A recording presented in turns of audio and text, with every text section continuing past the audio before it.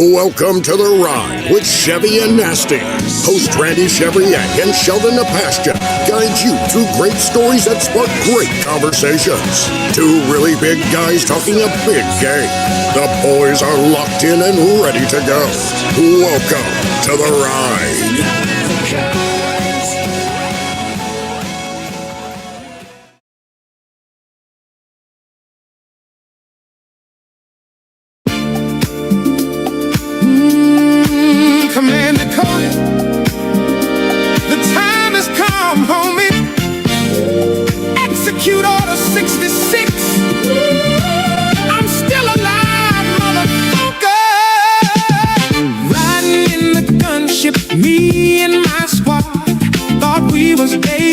Now they're coming in too hot. I deflected every blaster just to keep you in the mix. When did y'all start playing? Hit me with that 66. Got my 5 first boys with my day one shooters. I have had it with these motherfucking dancing clone troopers. These clones ain't loyal. Felt it when my homies died. These clones ain't loyal. Watch my boy Kiadi Monday die. These clones ain't loyal. There ain't nowhere for you to hide. Clones ain't loyal. The chosen one, crispy and fried. Ooh.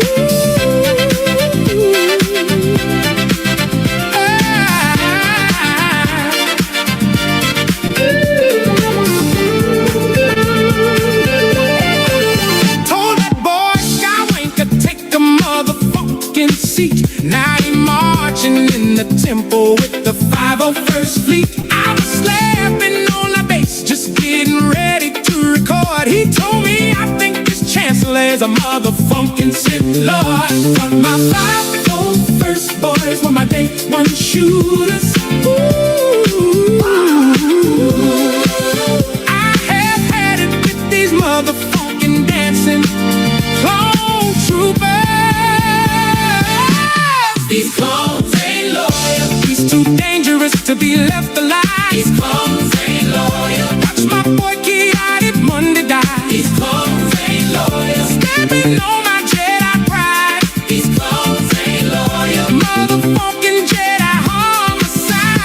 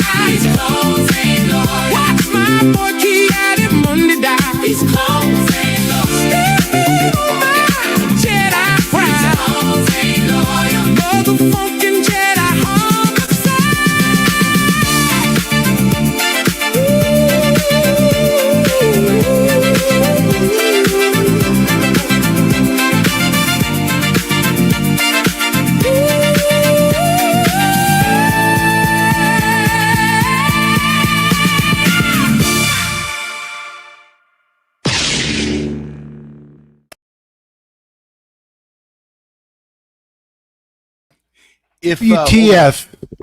Yeah, dude. If Chev, you said it best. We created a monster. Young Trey, we introduced to the Star Wars universe, and he loved it, and I felt honored. You know, I love it that he got some of the old movies and got into the new ones. But Trey, that's terrible. You got to stop coming in with that. Like, let's maybe start with that and then go to our splitter. Maybe go to a commercial with it. Like, finish the show off with it. What the fuck was that? Excuse my French, but yeah. Dine and Dash. This is why we didn't watch Star Wars. Did you know your son would be an addict? Could you have warned us? I mean, we just wanted to introduce him to a movie. We didn't think he'd be like a meth head on this stuff. He's introducing again. Welcome to The Ride with Chevy and Nasty. Your show for no female listeners. We're setting a record 2 weeks in a row. send everyone away. But as Sheldon says, it's our weekly bro check. So yeah, this is a safe space for the bros. That's for sure. Denzel Snipes, what up, man? You just got in time as we got in off the Clones Ain't Loyal.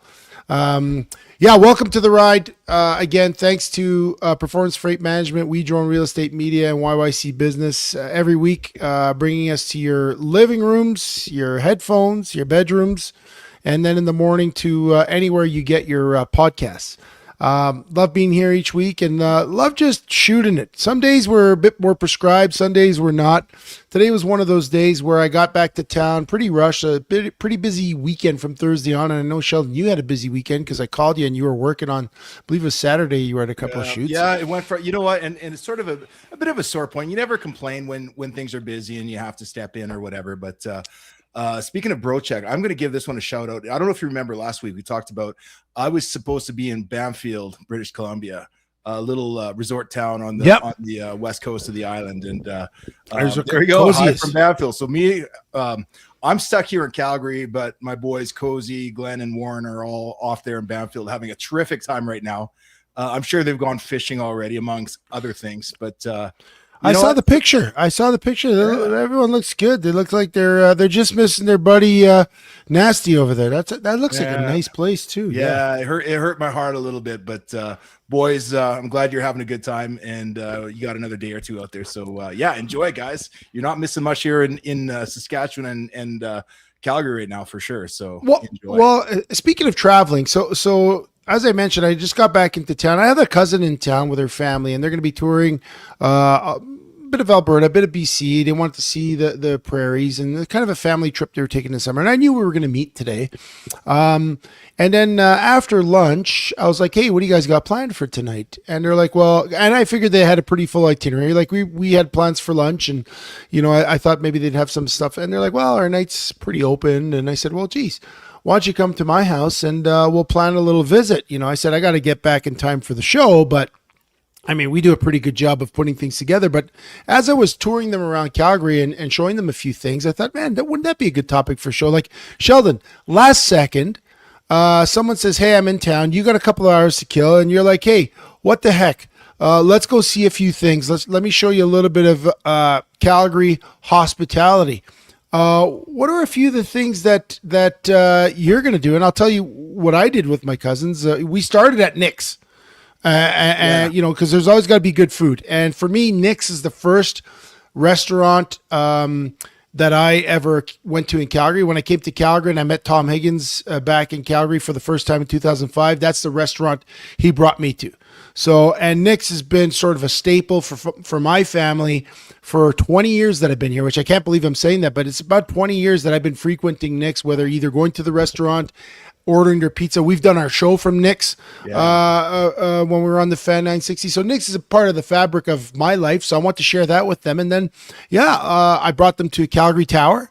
That for me was a staple, and they wanted to see that as well. I brought them to the Calgary Library, and we were going to end the night off with Peter's Drive-In, but they had to get up really early tomorrow morning because they're going to Canmore. So, but yeah, as I was walking around with them, thinking, what am I going to show them? Like, I want to show them something cool. We're only going to be out for about 2-3 hours. What can I show them? I thought, I wonder what Sheldon would do last second impromptu. So what would you do if you have someone coming down? If Jamin and Balmer decide to surprise you this week and say, Sheldon, we're going to go out for a few hours. Where are we going?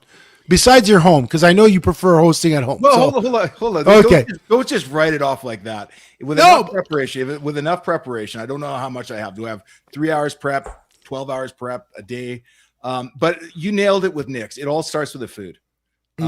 So there's a couple of hot spots, and actually Nick's one of those places that are on my list because it's right across from our old office, right? McMahon Stadium. Yep. And the roots that I feel every time I go in there, I just get the feels, and it's not fancy, but it's one of the most authentic steakhouse pizza joints that you can hit. And, so if you want to get a taste of Calgary, that's it. I've got a little local Mexican place up here that I also bring some friends and family to. Just to impress them with what you find out here in the sticks in the suburbs of North Central Calgary. Casa Katrina is an amazing little spot with that, all the Day of the Dead decorations, authentic. It's a family that owns it.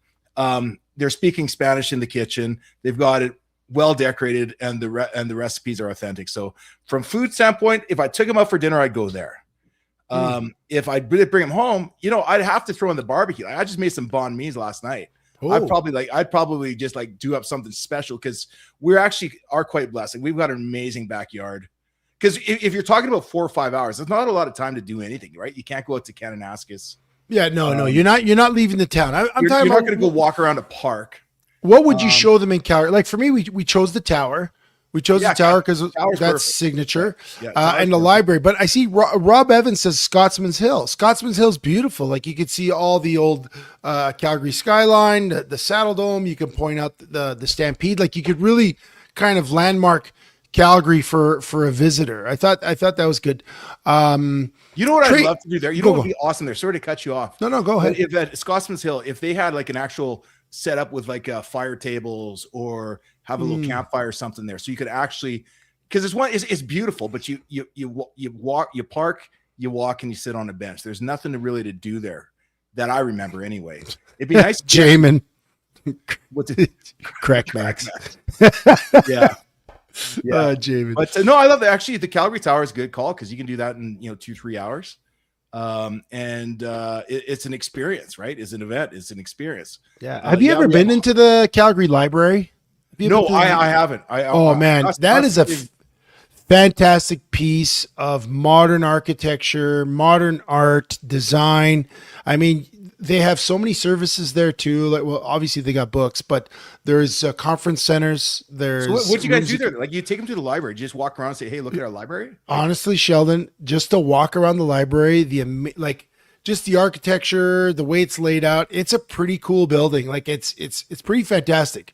It's kind of not in the greatest area of town, and they've been really trying to clean up. And to be truthful, the last time I went there, it was there was a lot of homeless inside, a lot of inside the library. Yeah, inside, but yeah, there was a little bit of that. But today, I didn't see any of that. Today, it was like, I felt like it was like.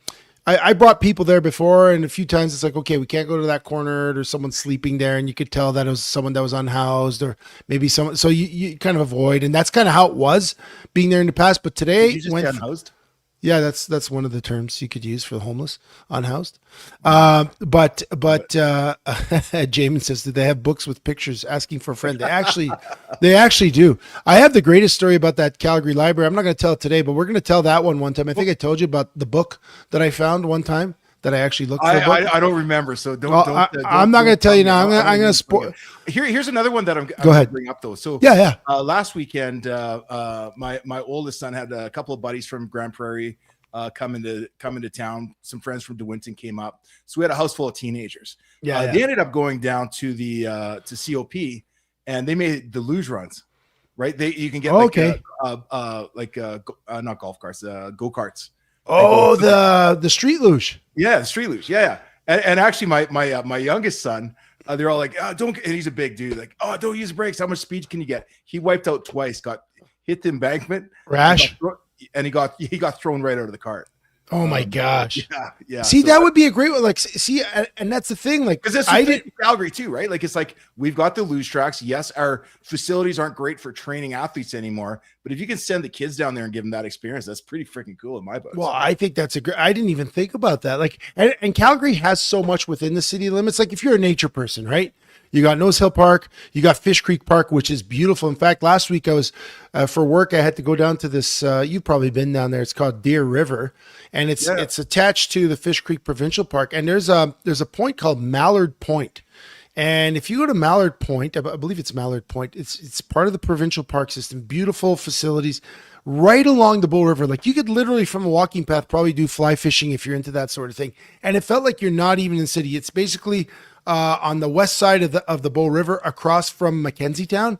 Unbelievable nature we have here, and really lots of stuff to offer people. Like, I found out that my one cousin does here. He's a train guy.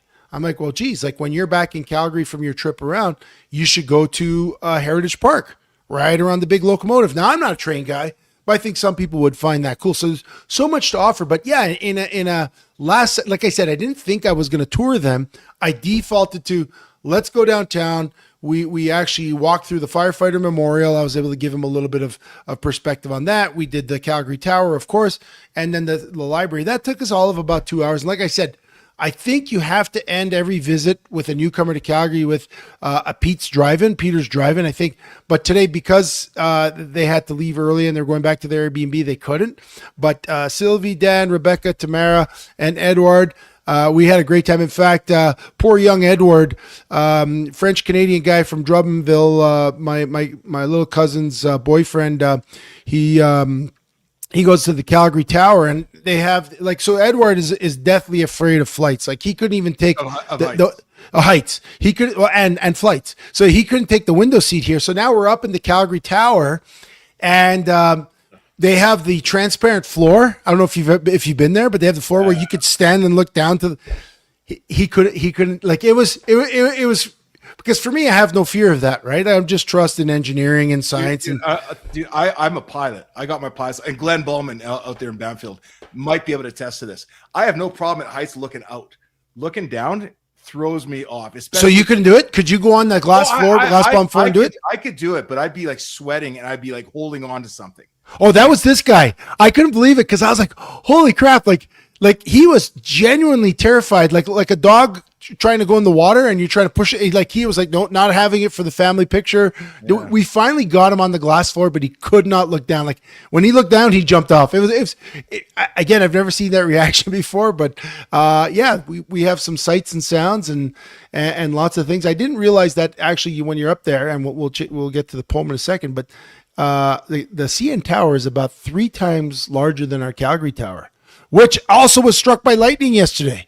I think Trey sent some video of that yesterday. So speaking of the Calgary Tower, did you guys get affected by that storm yesterday and all the lightning and thunder? No, we got a little bit of hail up here, but it was just mostly just got to see an amazing show. And I saw those pics of the Calgary Tower, but I thought it was like AI. I think some of them were. No, I think it was real. I think it was the real deal. You know what? Let's bring Trey on. Trey, someone comes to town. Give us your 3 things you're bringing someone to now that you had a chance to listen to Sheldon and I before the poem. We're going Marlboro Mall. Marlboro, why? Chinatown and Forest Lawn for sure. No, I'm kidding. You didn't find that very funny, Chevy, but I thought I was trying to be funny. Actually, no, you know what?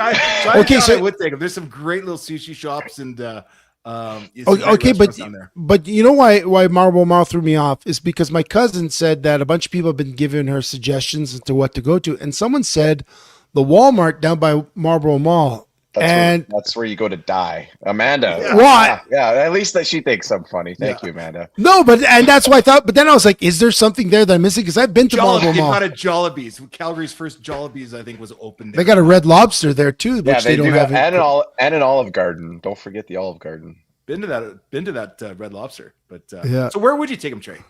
We're probably going to the zoo, the Calgary Zoo. You guys didn't mention the zoo. I put in the comments. Okay. I haven't been to the zoo in a while, but I don't know. It just feels like that's kind of like the tourist spot to go. No, is the zoo. I like the Heritage Point call too. I was thinking about that. That was in my brain, and then you guys kind of stole it from me. So I'm blaming you. I couldn't use the force to take that one away. But like Heritage Park. Or Heritage Park, sorry, not Heritage Park. Yeah. Heritage especially if maybe somebody's first time to Calgary and they want to see something touristy, right? Yeah.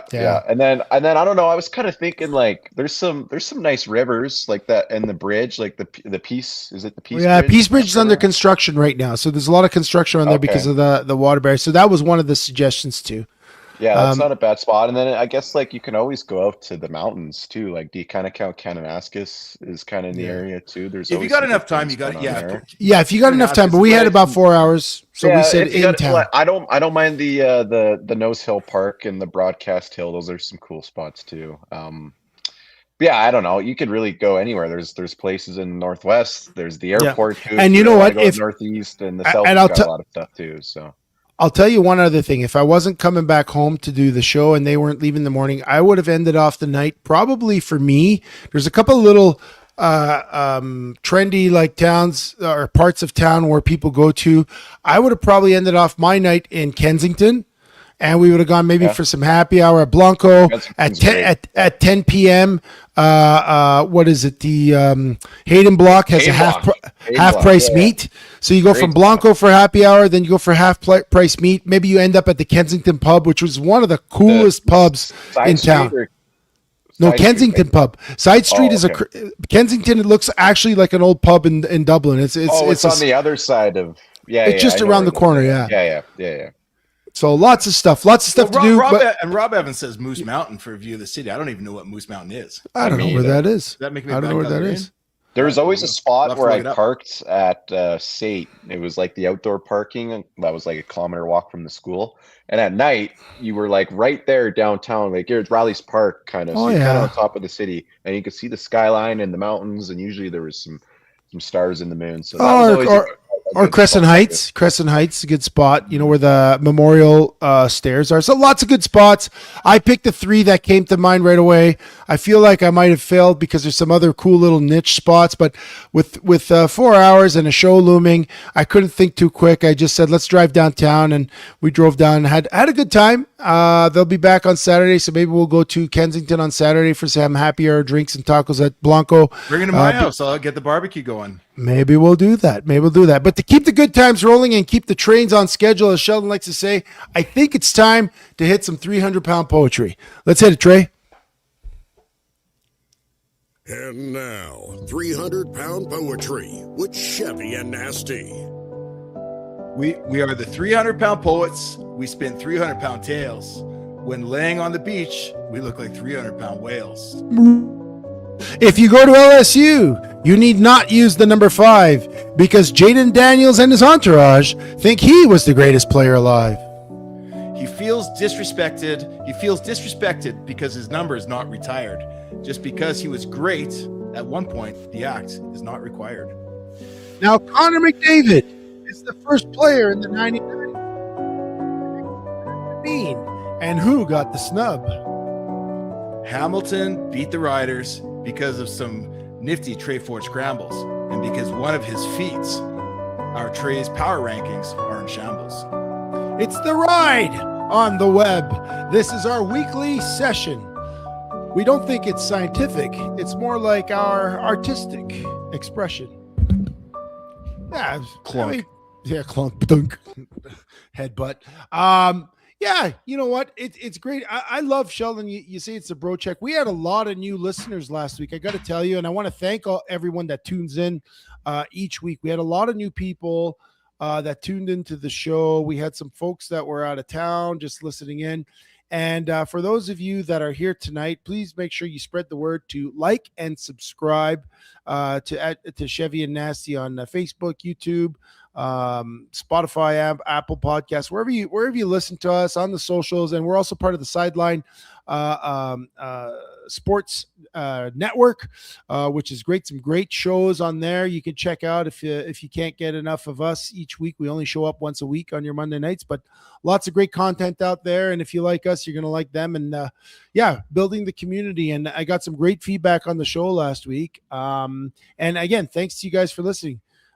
We probably do it whether you're here or not, but we're glad that we get comments. No, but it's true. Like I'm saying, we started this to just have a good interaction, talk about the things we want to talk about, but it's great to hear from you guys. It's great to hear from Trey. I mean, it's the ride with Chevy and Nasty, but we pull Trey on as much as possible because did anybody, I was just going to say, we're live on Instagram now. Oops, forgot to press start. Oh yeah. Are we on Instagram now, Trey? Yeah.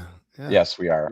Did you guys see the comment that we got on our last YouTube video though? The guy flamed us for your takes on our forest fires and stuff. Well, he probably got mad when I said, I don't necessarily. I was trying to think of what set him off. I'm sure what set him off was, Donald Trump kind of pointed to the fact that maybe we should be tariffed. What was it? We talked about tariffs and maybe we should start tariffing BC for all that smoke. No, I think it was maybe I said, maybe Donald Trump is right in pointing out that we're not doing our job and taking care of our forests, and he didn't like that. I'm sure that's what he did. And then what he actually said after that was he accused us. You got forest fires in Alberta too, I'm like, no, we don't. We've got like a mandate against rats and forest fires in Alberta. We don't have either of them. Alberta is a clean province, brother. Yeah. Anyway, so you know what? We're gonna rub some people the wrong way, but that's what it is. When you give your opinions, I mean, like I said like we said in the poem, it's not science here. We're just forming opinions, and sometimes we know what we're talking about, and sometimes we don't. But we don't care. We're just having fun here. We're not hurting anyone, and no one's hurting us. And each week we find different things to talk about. So what are we talking about now? Before the break? I think we're up to the break here now. Why Yeah, don't we go to a break. Yeah. Why don't we take a break and come back? We'll figure it out. We got a few places we can take this, guys. I just about got scammed this week. You know, there's like the old people scams that they're falling for, giving up money. I feel like this was the closest that I ever was to that. You almost got bit. You almost bit. I actually clicked on a link. I clicked on a link. Okay, you clicked on the link. And but we can save that for Studs and Does. We'll Trey, you decide where we come back, guys. We're gonna take a quick break. Grab yourself a drink. Grab yourself a snack. Take a pee. Whatever makes you happy. And we'll see you guys here in about 2 minutes. Shipping is only one part of the logistics process. Where and how your inventory is stored plays a major role in how efficiently your business operates.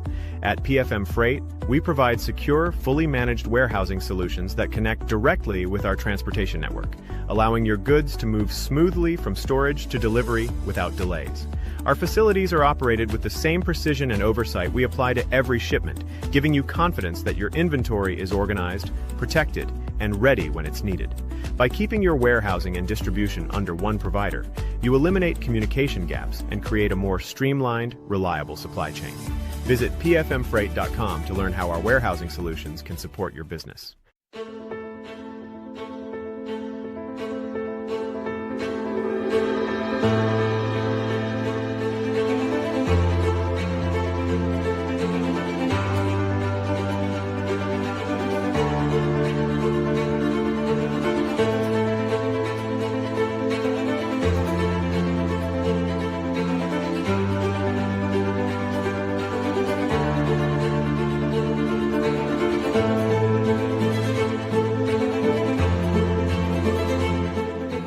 Do you want your business to be known? YYCCalgaryBusiness.ca is Calgary's only online media platform that gets you noticed. Short-form video content is rapidly taking over as the most effective way to engage your audience. Whether you're being interviewed on a vodcast, sharing a sizzle reel, or even hosting your own show, there is one place you can publicize your business. We want to tell your story and introduce you to our network of empowered business owners and leaders right here in Calgary.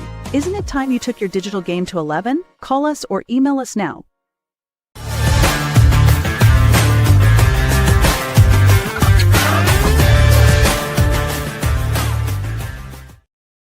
Well, welcome back. You know, before we start with the story, I got to tell you a little topic. So last week, Sheldon tells me to put on a hat because I looked like I was a little bit thinning in the hair. So I put on a hat, and I referenced it in the show, and my son said, "Nice hat," and I was wearing my Punisher hat. Well, the next day, I happened to be up in Evanston for work, and I stopped at Tim Hortons and bumped into my buddy Nasty, who lives in the neighborhood, and we shared a coffee, and we were sitting at a table. It was a long table, and there was two older ladies, and they kept staring at us, right? They were looking at us. And I mean, I was in uniform while I was drinking my coffee. We were chatting. And first and I have impressive hair.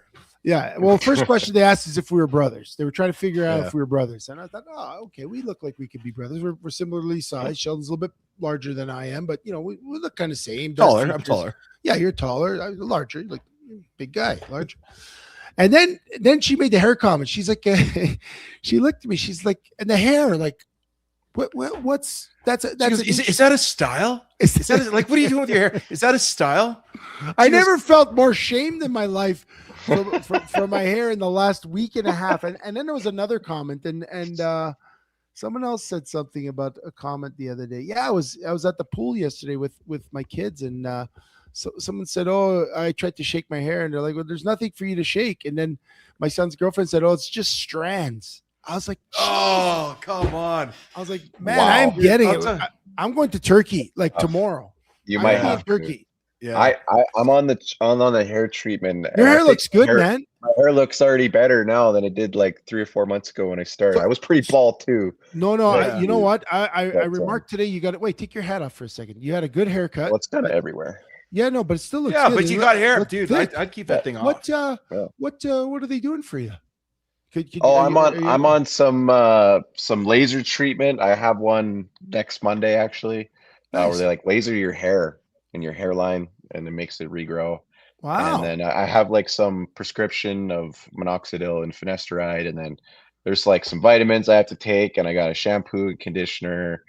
I got a hair tonic. I can send you everything that you need to know about your hair, girl, Chevy, because I'm on it.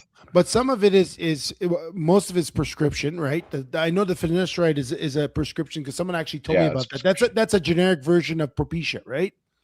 Yeah, it's like Rogaine, yeah, but it's not. Yeah. It's some special. It's not like over the counter stuff. You have to go to get a prescription for it. So I'm curious how many of you guys that are out there have gone through the same thing. I haven't had to go through the hair loss thing. I've been blessed with hair. No, you got great hair. It is thinning, right? It is thinning, but I don't even see that losing it anytime soon. But that's one of those things. Like, as a guy, you want to kind of keep your hair as long as you can, but some guys keep it too long before they make the inevitable move to shave their heads. But the truth of the matter is, as a guy, you can shave your head. Like, some guys look look better with a shaved head. Yeah. Like, and they grow their hair back and it just looks dumb. Right. But I was one of those guys. I've just got a big egg head. Like, I shaved my head once in college. Worst mistake ever. I just got back. I was at Iowa State. I just got back from Saskatchewan for summer, and I'm at my buddy's house. He's like, dude, and he's like, got a shaved head. I'm like, Mike, no way, man. He's like, yeah, we all did it last night. Every one of us, we all shaved our heads. He goes, you got to do it. I'm like, yeah, man, let's go. I'm 19 years old. I'm clueless to how the world works at that point. Shave my head. I look like an idiot. Go into practice the next day. Nobody shaved their head, just Mike. We look like a couple of idiots, right? I mean, I've got like a tan line around the top of my head. It's terrible. But, no, I've shaved my head before. I like having hair. I'm not one of those guys like, I think it's one of those things. I like having hair. I like styling hair. I'd prefer to have hair. I could go bald, but it's also like, I don't want to go bald. Like, I'd rather, I would try to do some treatments and stuff because I would like thicker hair. Like, I do find, like, when I speak and a light over my head, it looks way balder than if I'm not, right? And I'm great when I'm in a room where I'm taller than everyone because which is most of the time, fortunately. Which is most of the time, yeah. But yeah, no, I've often considered the turkey thing. Every time I tell you guys this all the time. Every time I go cut my hair, barber's like, oh yeah, go to Turkey. And I thought, and then one barber, I went to a different place. He's like, you might not necessarily want to go to Turkey. I'm not like, why not? Because like 90% of the barbers tell me to go to Turkey. He's like, well, listen, if you need a touch up, are you going to go back to Turkey? I'm like, oh, that's a great point. And apparently now they do some of these treatments. Like, you see all these ads for Turkey. They do them in Edmonton. There's some in Toronto, and some even in Mexico. So it's something I'd like to look into. I haven't seriously thought about it because I've got some more pressing financial priorities. But yeah, no, Trey, I am curious. And I'm curious for, like you said, Sheldon, anybody else out there listening, like, there have been many guys. We had teammates that used to be obsessed with it, if you recall. Making sure they don't lose their hair, and then all the myths of wearing hats and helmets. Yeah, but then I played with Joe Fleming. He just shaved his head right from the time I met him. He had a shaved head. It looked awesome, dude. He looked like Stone Cold Steve Austin. Yeah, some guys rock it well, and some guys don't. And for me, the big thing for me to make my hair look thicker is I get haircuts where I shave the sides real thin, like basically to the skin, because my hair is a lot thicker on the sides, and that's when it looks bad on the top. When I start growing out on the sides and it's not as thick on the top, so I got to shave it constantly on the sides to look. I'm going way off topic here, but have you guys ever had it in your reels where it pops up and there's these barber shops where they let kids come in and they spin the wheel, right? And whatever it lands on is the haircut they get. Yeah, we should do that. Oh, and my favorite is you get all these like 12-year-olds getting like the old man. They're keeping all the length. Kids. Yeah, exactly. The skull cut, right? The cul-de-sac. That's gross. My God. Cul-de-sac. Cul-de-sac. Yeah. Well, guys, let's move this right on. Where do we want to go? Do we want to go to Trey Daniels? I think we got Trey Daniels. Not Trey Daniels. Jayden Daniels. Do we want to go there, or what was the other one we want to go to? The Sheldon almost getting scammed. Yeah, we'll talk about that later. Yeah, I think we'll get to the Jayden Daniels stuff first. Okay, so Jayden Daniels, for those that haven't been paying attention, had a great rookie season with the Commanders 2 years ago. Last year, he got an early season-ending injury, didn't come back. He'll come back this year. Hopefully he'll be good. But great player for LSU Tigers. He sent a cease and desist letter to the university so that to stop them from using his name, image, and likeness in any promotional materials because he felt disrespected after they gave his number 5 jersey to cornerback DJ Pickett. Where do you guys sit on this? Like, this guy was a Heisman winning quarterback, played some amazing football for the LSU Tigers, brought them fame. I don't think he brought them a national championship like Joe Burrow did, but he had very similar numbers to Joe. Great quarterback. Not every quarterback wins a national championship, but Joe Burrow's number was retired at LSU. Jayden Daniels was not. He feels disrespected. He tells him, hey, don't use my image in your promotions. I'm done. Where do you guys sit with this? Do you want me to start? Yeah, go ahead. The second you have to preach your legacy, you don't got a legacy. That's the only thing about this. It's one thing, if everybody else is out there doing the talking for you, but you're right now. Yeah, he had a great rookie season, injured, shortened, whatever. He's done nothing yet at this point, and I know he's going to have a great career. But the last thing that I'd want to be doing at this point is shining the spotlight on my my tremendous ego and my tremendous insecurity about where I rank in grade LSU quarterbacks. We're now in the time of the NIL. I mean, loyalty to a player, loyalty to a program is something that's long gone. It's been gone for 5 years. Let the fans fight that battle for you. Let your supporters fight that battle for you. The second that you go in there and you're diverting that much time, attention, and resources towards it, I think it makes a guy look a little bit small. But you know what? I'll cut it. And I think you're right. But you said let his supporters do that. And so if you don't know the history of Jayden Daniels, his mom is hugely influential in his life. Like, she's like the Eric Lindros mom. Parents that steered his career and got him traded from Quebec, like very, very influential. There's a couple of internet reels out there. If you look up his mom, like she basically sat between him and a girl at a basketball game and started pointing him out at the jumbotron and a whole bunch of stuff. Right? She's his business manager. She's his agent, and I think it's mom who felt disrespected. I think this could be one of those cases where it's like, mom, please don't, please, mom. I just want to focus on football. Do you think there's that, or do you think that this comes from the player? Because when you have a family, like, listen, how moms can be, mama bear. Some people are so crazy. Some moms are so crazy about their kids, they will stop at no lengths.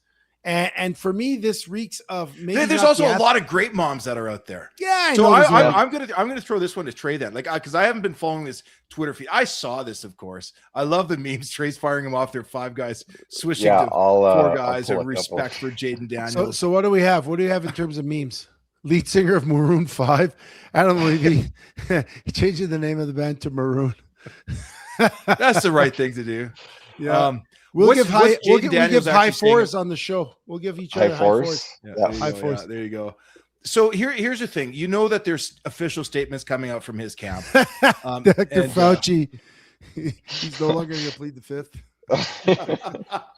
I like my meme. I thought my meme was the one that I created, was pretty creative. Dolly Parton changing her hit song, working 9 to 5. It's going to now ever be working 9 to 4.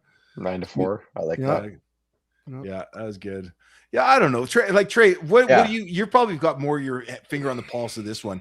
Is it Jayden himself that is like offended and is he making official statements in front of cameras and microphones, or is it just his camp? Is it just his team that has a problem with this? Yeah, I haven't seen any videos of him making any statements on it, so I don't think he's said anything. They'll have preseason games coming up, so I'm sure he'll be asked about it shortly. But for now, it's just press and his team and his.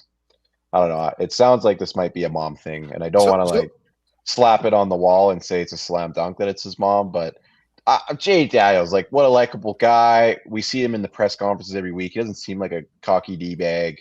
Yeah. Like, well, and sure, he might feel like it's a little disrespectful. But like, dude, you weren't Joe Burrow. You didn't win a national championship. It's like these things can only be stood for like the greats. Like Gretzky, you can have 99. And whatever, Babe Ruth can have whatever, or Jackie Robinson, can have 42. But like, bro, it's just the difference there though was, Trey, and I think you guys agree with me. But the difference there is Jackie Robinson never went out and fought for that respect. Well, he fought for a lot of respect early on in his career. Wayne Gretzky never had to go out there and say, honor my number for all times. It wasn't written in the 10 commandments of hockey. Somebody wrote it in there for him. At this point, you say he's a good dude. He's a good teammate. Just go out there and be a good teammate. I hope all this noise goes away for him then. I would be my personal brand, I would be distancing myself as far as possible from this because it looks petty. But I'll tell you this. This is what I'm going to tell you. 2 things, 2 points. After this broke, I mean, I was all in on the memes too. I mean, formed a quick judgment on all the memes. I liked Jayden Daniels a couple of years ago from the Commanders. It was a real feel-good story of what he did for them and what he can do. I was all in on the memes. And I started watching Quarterback, the new Netflix series on quarterback. Really good, by the way. I like the quarterbacks they picked. They picked Joe Flacco. They picked Cam Ward. They picked Jayden Daniels and one other. And the bits where Jayden Daniels was in it, he seems like a real humble guy. They even talk about it, how he's like non-limelight guy. He kind of, he was doing an interview and the guy that walked in didn't even know who he was, and he was referring to someone else. He thought it was Jayden Daniels, and Jayden didn't even tell the guy he was Jayden. He was very reserved. So I saw that. But my second point to this is that, and why I think this reeks of mom and camp, is because with all the money floating out there for name, image, and likeness, this might be the first case where a former player is not suing. He put a cease and desist order so that they don't use his name, image, and likeness to promote the school to prospective recruits, to sponsors, to whatever it is. And I think there's actually some smarts behind that, because if they want to, I'm sure nobody else is paying Joe Burrow to use his name, image, and likeness for LSU or whatever other great college players out there. I'm betting you that there's some money at the end of this tale that's going to get put in his pocket just for the use of his name, image, and likeness, so that they can continue to use it. Because again, for school, if they're not paying him to use his name, image, and likeness for marketing, that's free money they're printing. And I think he wants a piece of that action, or at least his camp does. So I don't think it's too stupid an idea, but I think using the disrespect that he felt over them giving the number 5 is probably the wrong way to go about getting some money out of them. You better have an amazing season. Yeah. Or you just look like the a-hole, right? But we'll see. We'll see. I hope you're right. I hope it's not him. I hope it is his overbearing mother, which has wrecked a lot of good kids, just like a good mom has helped a lot of maybe not so great kids find their way in life. But to me, this is a worse look than anything we talked about the WNBA last week. This is unnecessary. Now, Sheldon, you mentioned, and we can flip topics here before we go to breaks. You mentioned Gretzky. Like, he didn't have to tell anyone to give his number 99. Like, we know what the 99 Gordon stands for. Yeah, but to Gretzky's point, and we talked about in the poem, today in the NHL 27 game, they just awarded Connor McDavid the first ever 99 club player. So I guess this means like he's recognized as the highest ranked player in NHL history. Now, I think previously he had been ranked 97. I did do a little research. Previous to that, the only guy that ever received the 99 ranking was Raymond Bourque, and I believe that was way back in 94 in NHL 94. And actually, Mario Lemieux got a 100, which surpassed the 99. But now I think 99 club is going to be established as the mark of excellence in NHL. Ovi never hit 99. Sidney never hit 99. A lot of great players been left off this 99 list, but here we have Connor. Yeah, One, does he deserve it? Wow. 2, who have they forgotten? Well, Sid the Kid obviously has got to be there. Yeah. If Connor's going to be there, which I don't have a problem with Connor McDavid being talked about, giving him the official status yet. The guy might need a Stanley Cup, right? Like should they honor Sid retroactively? Because I mean, now he's never. I don't even know what this thing's about, to be honest. Like, so what is this Club 99? It's just now so going forward, anyone that receives a 99 ranking is in the 99 club. Is the 99 club? If it's one player or two players, and they're making Connor McDavid the inaugural. Who are they? NHL. It's just like there was football ranking. There was only one Wayne Gretzky. You got to call it something different. Yeah. It's a 98 club. or who's his supporting cast, the all-time supporting cast on Gretzky's line. And certainly you got Sid the Kid on there. Certainly, did you say Raymond Bork, or who'd you name? Oh, Mario got 100. Yeah, well, that's stupid. Mario's Mario's in the club, no doubt, but I'm not giving him 100.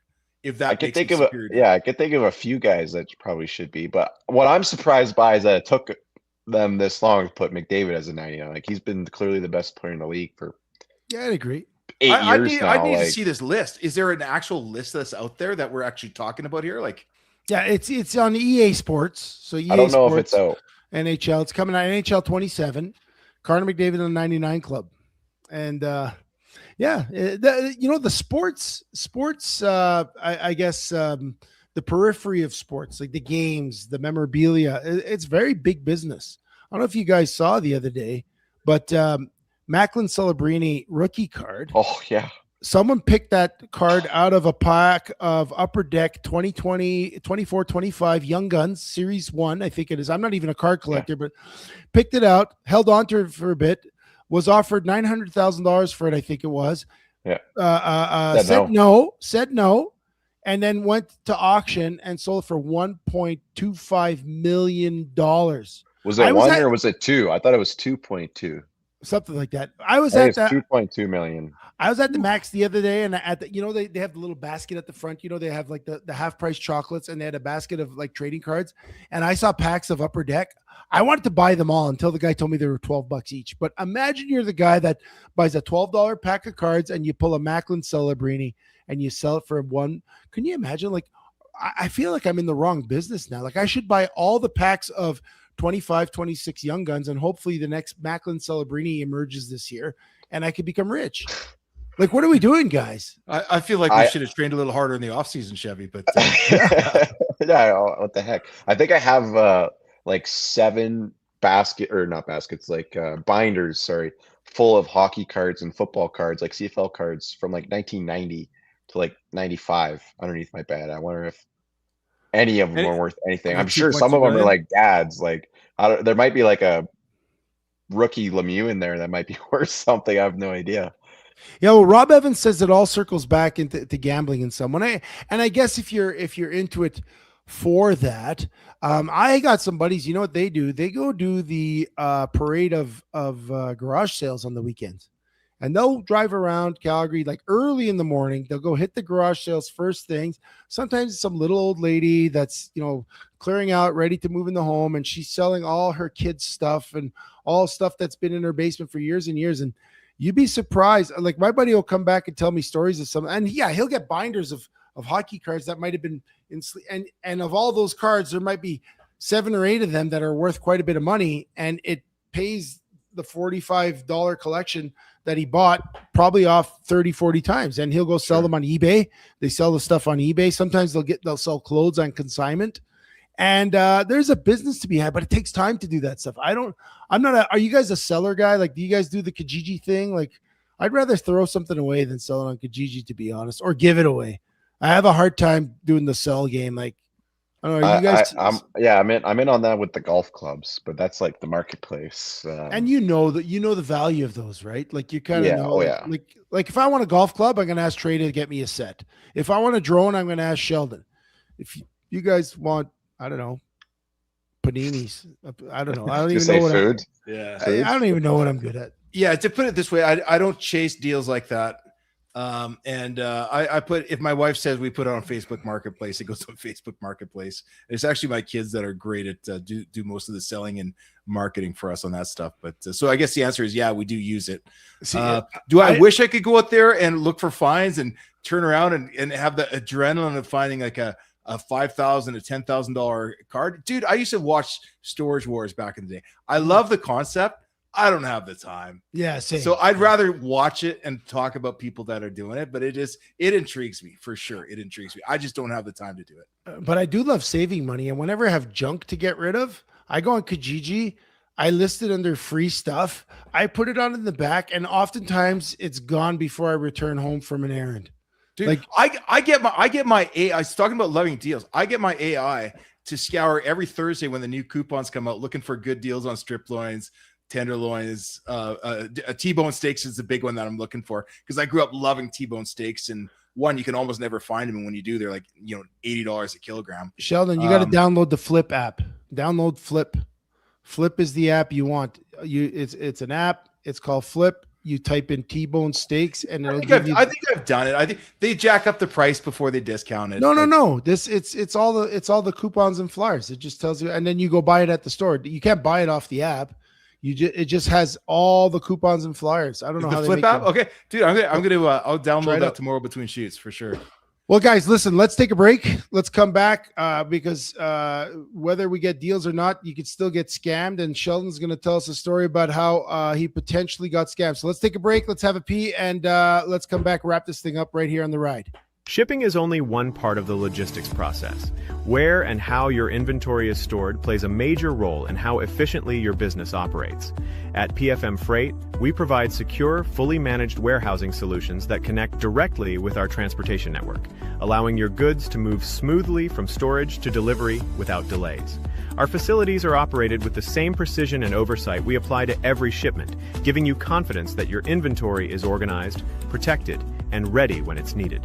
By keeping your warehousing and distribution under one provider, you eliminate communication gaps and create a more streamlined, reliable supply chain. Visit pfmfreight.com to learn how our warehousing solutions can support your business.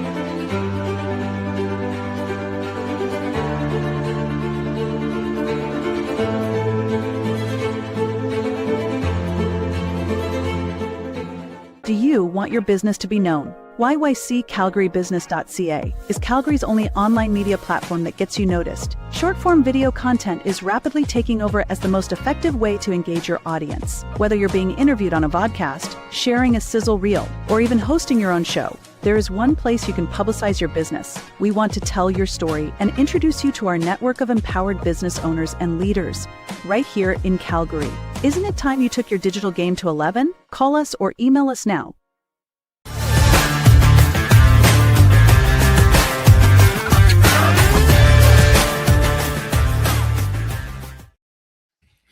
So, go ahead. I was just going to say, so I'm just going to set this up.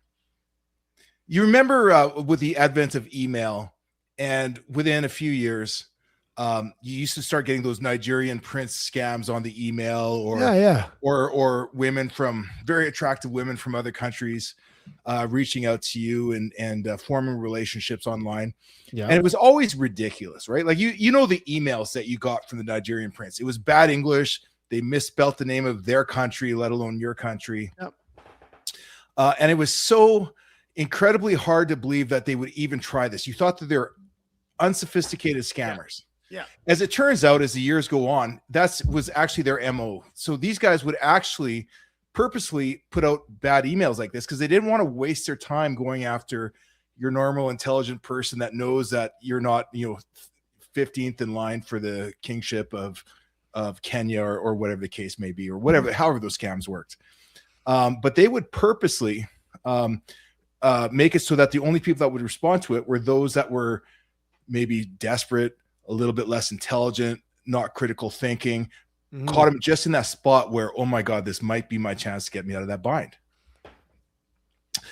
So this week, I was sitting there, I was on Twitter, just scrolling through while my photos were uploading to my computer between jobs or whatever it was.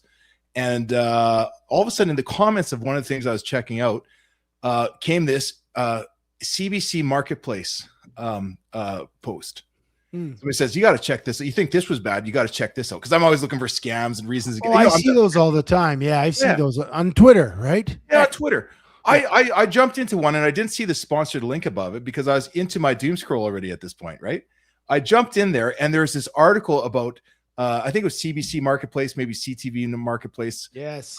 Where they said, hey, this lady goes into a Bank of Montreal and she went in the first time as if, hey, I have $500 to invest. I want to start an RESP, and what are my options? And they walked her through. They gave her this return that would give her like 1%, and it would 2% would cost and fees. She's like, it's hardly even worth my while. The next week, she went in saying, I've just recently come across an inheritance, and I've got $2 million, and I need to come up with a plan to do it. And they took her into a room and they sat down with her and they said, okay, well, we're going to set you up on this fund and this with this manager. But what we recommend is taking, $1 million of this, and we've got this new AI that can invest it for you. It's automatically set so you're not going to lose money, but it's got actually better returns than many human financial planners will actually do. And I'm reading this thing, and I don't know if it was because it was late at night or I was tired or I was distracted. I was like, I knew it. AI is taking, like, me. I talk about AI all the time. Yeah. About how I'm using it in my business. It's Yeah. taking over a lot of my editing. It helps me recruit my quality control people, my virtual assistants, helps me train my virtual assistants. AI can do a lot for you. And, also I'm really biased that there's services out there for other people that I'm not getting access to. I fell for it. Oh no. Dude, how much did you invest? I'm reading through the article. It sounded plausible enough because it got me fired up to say, I'm going to go check this. And then at one point in the article, it says, since the airing of this episode, over 44,000 Canadians have signed up for this app. I've seen that. Dude, I didn't fall for it, but I fell for the first click. I clicked on the link to go check it out. And as I was hitting it, it's the whole thing in the back of your mind when you're about to make a big mistake. No, I put it together that if it sounds too good to be true, if it's playing on your emotions, is probably not true. But I've got to admit, guys, it got me interested. I didn't almost fall for a scam, but I did click on a link and I did look into it. Have you guys seen anything like that? Like, it's funny because it used to be, you used to have to be an idiot to fall for these things. Am I the new idiot? Well, see, Sheldon, I don't think you're the new idiot. The problem is now it's like there's so much misinformation out there and you don't know what's real and what's not. First of all, I've seen the one that you're talking about for a while there. And I don't know if you guys have seen on Twitter, there was a lot of these, some reason Kevin O'Leary was at the heart of a lot of these misreported CBC things. And then there was the ones that you're talking about. I've seen those ones. And my problem is right now I'm skeptical of everything. I get a notification from Temu. I don't I think Temu's a scam. I think everything is a scam now. And now I don't answer anything. Like if I get a phone call, I got 3 phone calls today that I didn't recognize. And I don't know if any of them are supposed to be important, but I'm not answering anything anymore. I don't answer Rogers, even though I'm a Rogers customer. They might be calling to tell me that, I haven't paid my bill. I don't know. Like I might be missing bills because I'm not answering anyone's phones. I got a couple of text messages that seemed hyper legit about tickets, like speeding tickets or parking tickets. And those ones, like if you click on them, they seem super legit. But then the minute they ask me to put in my information, I'm like, that's it. I'm out. I'm out. So see, and it's funny because I think this is where I wanted this conversation to go. So I've seen those Kevin O'Leary marketplace or like CBC ads, and they're clearly, the second I saw it, this is just stupid. I'm just going by. But what is it about my algorithm that says I want an investment tool that can help? Because I feel like I have been looking into that. Like I have looked at what apps are out there or what AIs are out there to help you monitor the stock market to make better decisions. And the timing for me was just perfect. Like I would never have clicked on one of those Kevin O'Leary things because I know Kevin O'Leary well. Like I follow a lot of his stuff. That's not the kind of thing that he puts himself out there to do. But I fell for this one because it fell on the perfect mark that at least got me interested. I didn't put my information in. I didn't give him any information. I didn't request any more information. But I felt the shame of even clicking on it, Chev. Yeah, I can feel it because then you're wondering, well, even just clicking on it, could they get anything from me, right? You're wondering, oh shoot, what did I give them? Could they tap into my phone? Could they see all my other personal information, right? Like, and then you just wonder. And people fall for stuff all the time, like not just scams like that, but dating scams. I know people that have been taken for dating scams with people they've never met that they thought they were going out with, right? and they've been taken for thousands of dollars. And it's tens of thousands, hundreds of thousands. That's when I like, for me, when I watch these marketplace shows, like I love seeing that stuff, because usually I just sit there in my high and mighty chair and just laugh at people for being so stupid. Yet it was funny. This was the first time in my life that I felt that they caught my attention, that it was directed towards me. And of course, I would never give information. I've got so many warning bells that go off in my own brain before I do it. But the fact that I even clicked on it, kind of made me question myself. Yeah. Dude, and I tell you, with AI that's out there that can measure people's responses, because call me conspiracy theorist. I don't think I am. Glenn Ballman's a tech guy. Glenn, chirp in here and let us know that it knows when I like skip by something or when I come back for a second look. I swear to God, these algorithms know your tendencies better than you know yourself. Well, yeah. And it's just linking you up with things that are going to interest you. You know, I read something about, they said about 30 or 40 years ago now, Sarah Connor was incarcerated into a psych ward for trying to destroy an AI data center. It's true. That's the whole premise of Terminator. True story. Yeah, true story. True story. Terminator. The whole premise of Terminator is the AI took over and the machines killed man. And we don't know if it's coming or not, but it can be scary when you just think about all the negative and nefarious things that can be done with it. There's some great things. Especially by an intelligence that is learning everything about you. Everything. I would never fall for any of those, but I this one got me. It got my emotions peaked, and I clicked on it. And that kind of scares me. That remember, like 2 years ago, oh, that's so fake. That's AI. They've got 6 fingers, dude. AI doesn't have 6 fingers anymore. Yeah, you know what I mean. Like everything that's going out is only going to get better and more sophisticated. And we're going to have to learn to watch our backs more than we ever have before. And we're already puppets. Weird, scary time. We're already puppets. So we've got, like, basically people are getting their information from the AI that's feeding them the information it wants them to have. Even in terms of, like, what's going on with these data centers, the opposition to them versus the pro data center. Like, there's got to be somewhere, like, and I don't know if it's right or wrong, but I don't know if the people that are making decisions can even make the decisions clearly. Because I don't even think they're making the decisions. I think it's their AI and their algorithms. It's their AI telling them make a data center. You've got a manager of the process saying, well, Claude says this, and this are our best options. Why does it say that? I don't know. It's got his reasons. I'm not questioning. I'm just going to go along with whatever Claude says. Yeah. So let's stick a data center in Morinville, Alberta, because that's where, we can stick one and no one can reach it when it decides to take over the world. Like, whatever. And when it failed, because I'm not sure where that data center that did just get canceled in this small town, right? I think that's what you're referring to. A data center just got shut down. Well, I don't know if it got shut down. I knew that they were opposing it. So I heard today that it was, but I think it misinformation as well. Yeah. Jayden Daniels. But that was a learning opportunity for the AI. They are going to continue to work and to probe and to find, for better or for worse, situations that they're going to get the positive result that they were programmed to get. Yep. They're going to say, okay, well, they opposed our use of water. So this time we're going to say we don't need water. We just need wind. And we need something else to power it. And then, okay. And it will have such an environmental impact that is not the same as what the previous one was.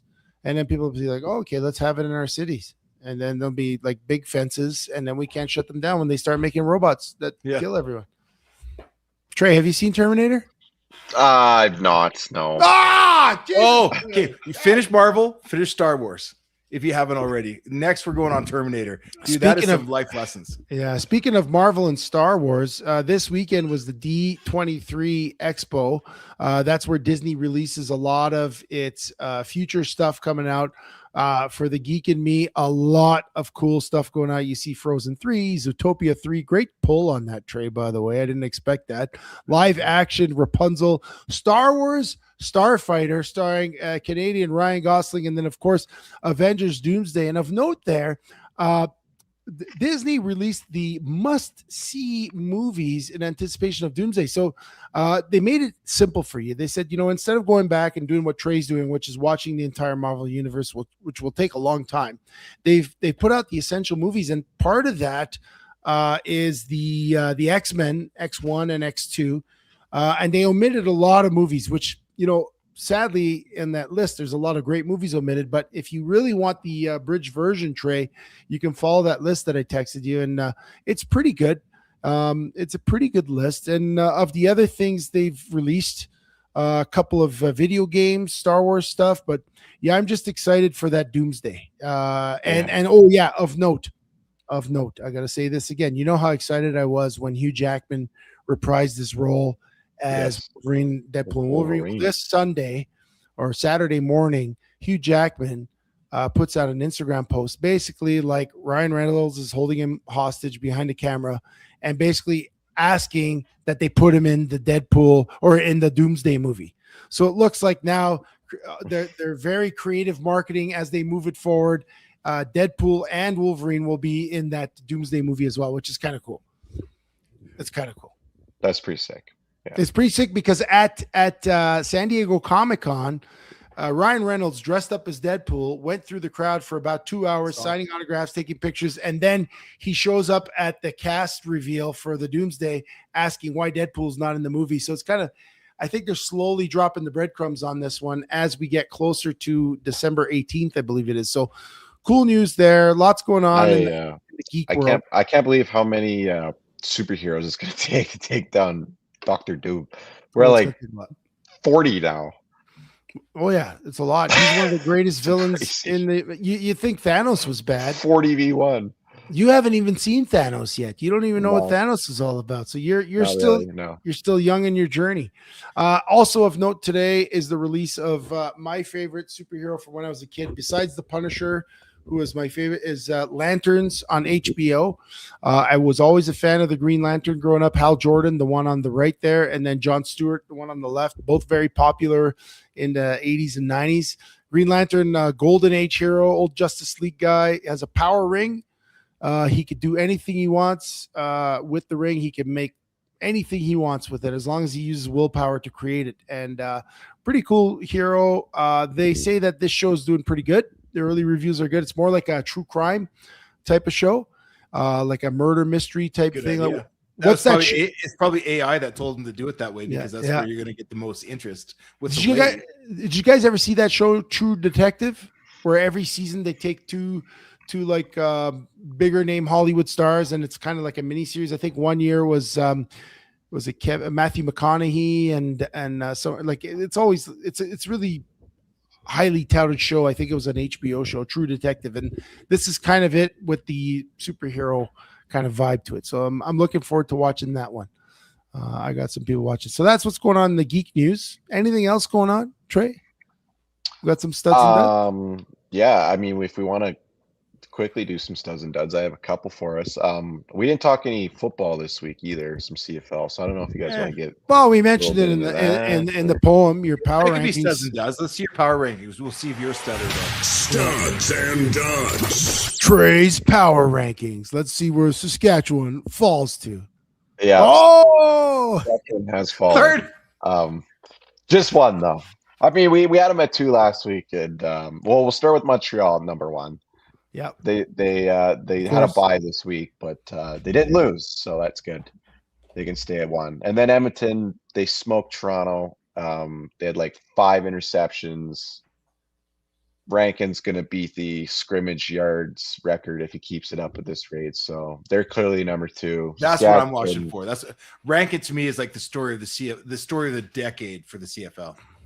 Yeah, it's huge. Yeah, I don't know about if it's a story about the decade. Dude, show me another running back that's done what he's done.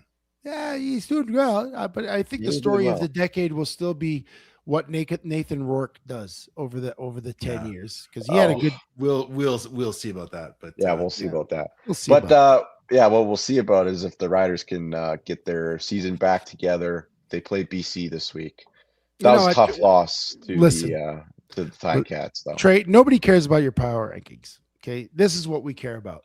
We want to know, after a season of telling us how great Trey Ford was in Hamilton, last week you dropped a double F-bomb on him to throw him in the garbage, and then he comes back, poetic justice, and defeats your Rough Riders. Where are you on Trey Ford this week? That's all anyone cares about. We don't even care about sports. And how is Hamilton number 5? Is there no bias at all in that trade? Yeah, like they Okay, one thing at a time. Yeah. Yes, I did throw him under the bus half jokingly last week. Oh, I said, "Oh, please." It was because I was like, Frost is going to have the starter role for the rest of the year. I thought it was over. And then Frost kind of stunk it up. So then they let Ford back in. Then he played great. So I'm still team Trey Ford.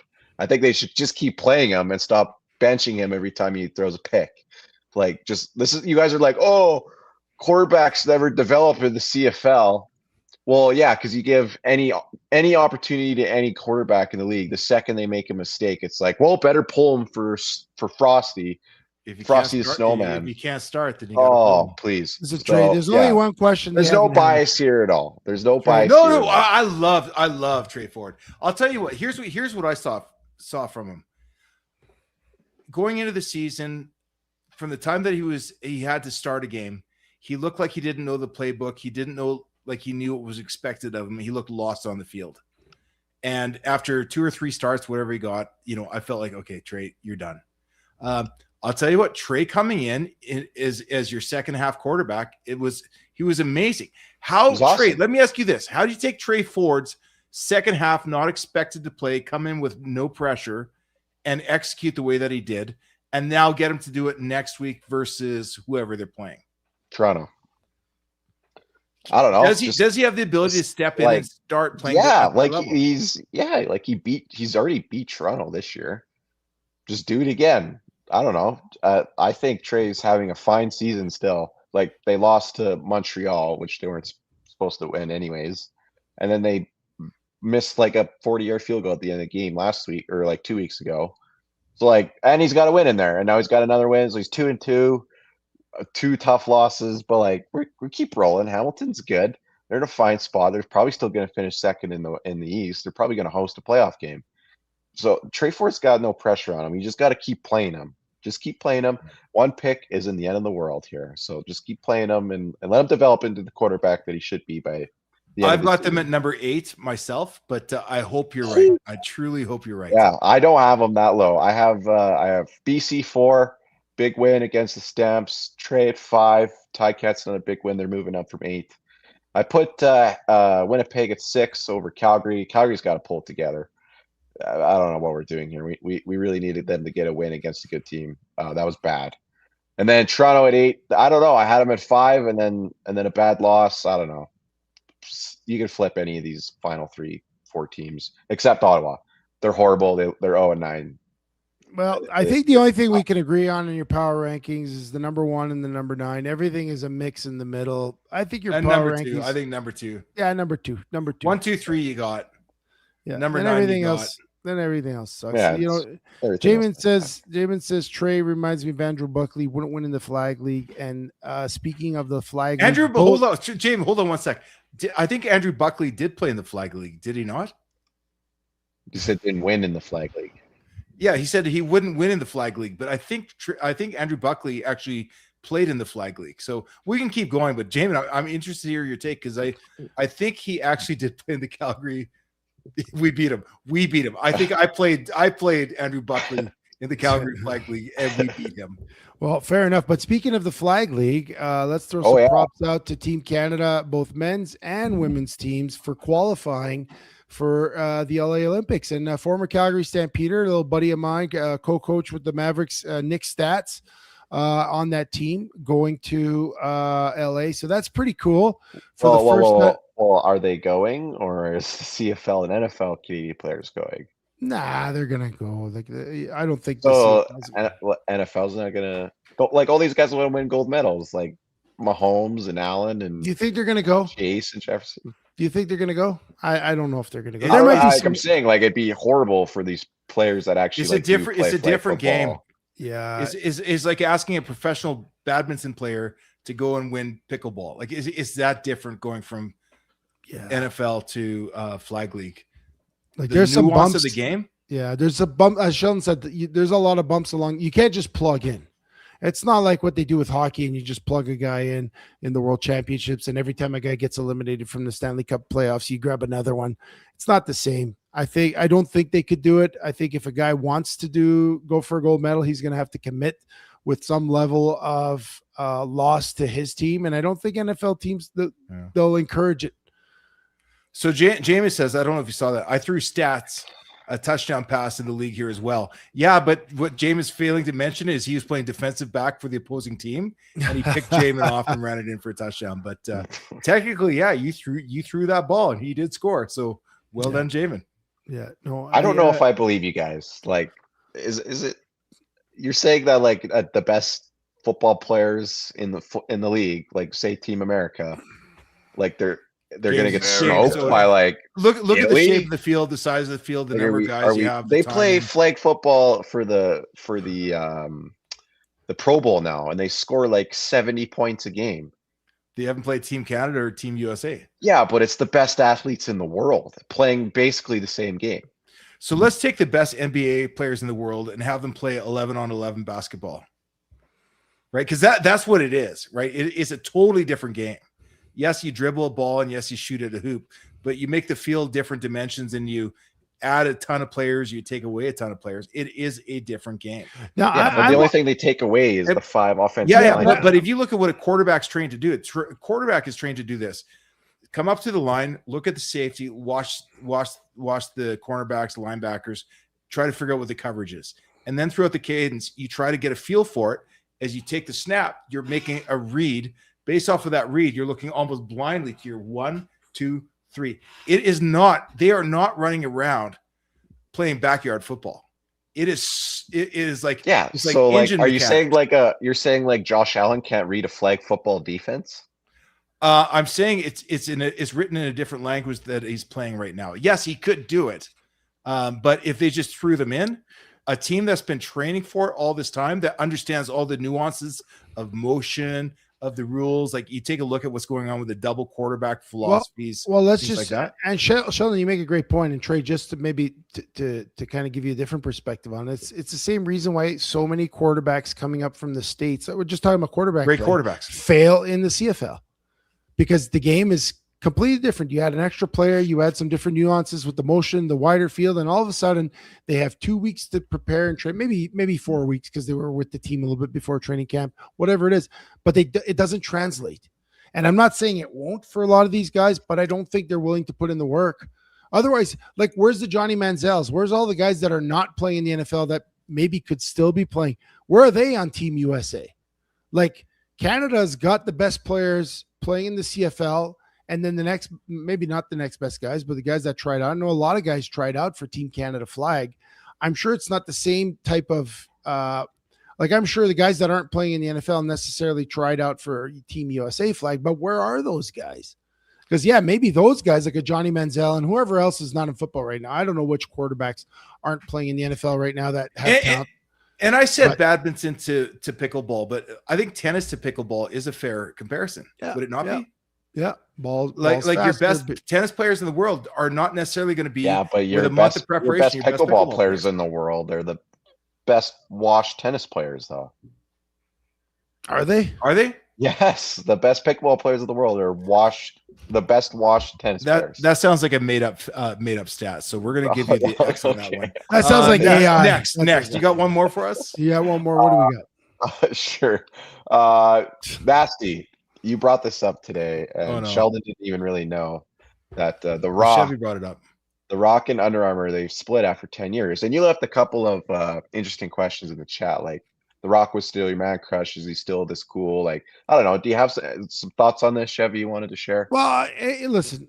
I think the Rock's luster has worn off a little bit. Like among the Holly, like people who watch him, it's like kind of always plays the same guy.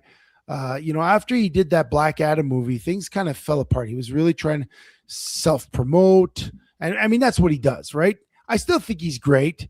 I still think he's up there as one of the coolest dudes out there, but it seems like he lost a little bit of his luster. Maybe I'm wrong. Maybe he's laying low. Maybe, he did the Moana movie, but it's not like he's in everyone's face. He's got the new Jumanji coming out. I saw the preview for that. Looks good, but it doesn't seem like he's in our face the way he was post-COVID. Like post COVID, he was everywhere. It's like you couldn't turn your TV on without seeing him. Your computer, and now he's a little bit less. And I don't know if that's prescribed on his end. I don't know if it's because there's a negative reaction towards him. Like, he did that whole WrestleMania bit where he was the big boss, and then he turned John Cena against Cody Rhodes in WrestleMania, and then he disappeared.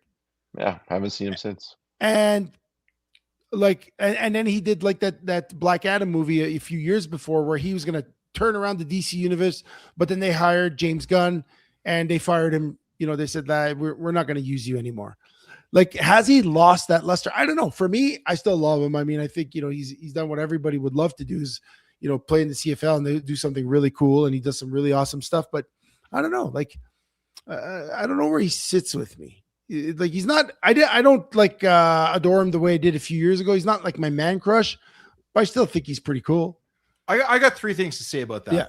So for me, The Rock is still cool because anybody that was cool when you were a kid is cool now. And yeah, I don't know. You might be older. No, he's older than us. He's a little bit older than us. I'll also go to the first Jumanji movie that he was in was awesome. The one with Ryan Reynolds when they were in jail and they had to break out. He's done some really cool movies. Red Notice. Red Notice. Red Notice. The third thing that I would say to you, no, that was the Christmas movie, but the third thing I say to you is, and this is called a callback to earlier in the episode about hair. Dude, shave your head. You love The Rock. You're ripped, dude. You train like a mother. Like, you're in the best shape of your life at 52. Shave your head. See if you can take over some of those rules from The Rock.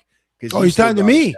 Yeah, I'm talking to you. I'm not ripped. I almost polished off a box of Lay's. How does The Rock look between movies? Do you really think he looks like that all the time? The Rock is not crushing Lacey's macadamia nut cookies. Dude, he's a Hawaiian. Of course he is.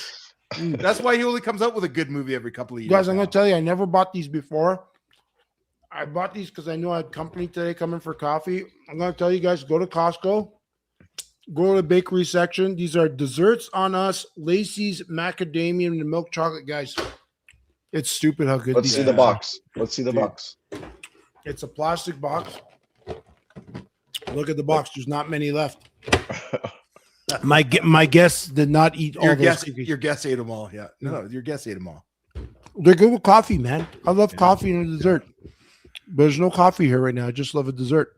Well, I haven't had those ones, but I love those hard wafers, and they go great with coffee because they get nice and soft, and then they flavor your coffee. So even your coffee tastes better afterwards. Have you ever had a Tim Tam before? Sorry, what?